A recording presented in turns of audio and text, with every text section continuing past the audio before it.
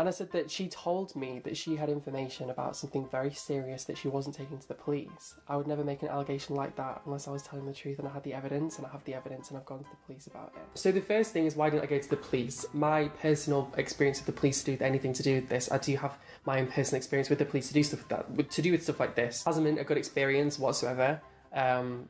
That's not in question. That's my own personal experience. That's my own opinion. I'm completely entitled to have my own opinion. No one is in any position to invalidate that opinion of mine, that the police aren't always effective at dealing with certain things. That's my thoughts built from my conclusions, and that's not something that someone can say, well, that's wrong. You're thinking wrong. Putting aside for the moment that you sure changed your tune, of course I can tell you that your opinion is invalid. Of course I can. You seem to think that your right to your opinion is the same thing as your opinion being irrefutable. And that's not the case. But the fact that I have to explain that to you sheds a little bit of light on how you'd be so gullible as to think somebody would blast their own private information and their name alongside their kiddie porn habits. Oh, their BDSM kiddie porn habits. Do you even think, can you be right by accident? And how many times have you gone to the police that you've decided it's a futile thing to do?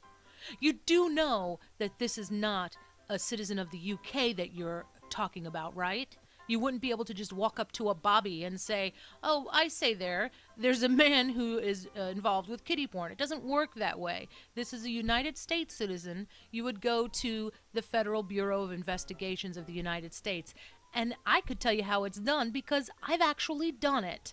I have a son who was formerly a child actor, and there was a site that was inappropriate that was dedicated to him that I found through a creepy fan letter.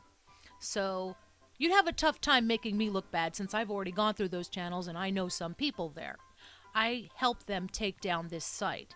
There is not one single instance of child pornography that would not be considered highly illegal and punishable by jail time in the United States. So tell me, John, what is this vast experience you have with the Federal Bureau of Investigations that tells you that all complaints of child pornography would fall on deaf ears? Do the right thing or you're a dishonest zero, you Dunning-Kruger nightmare.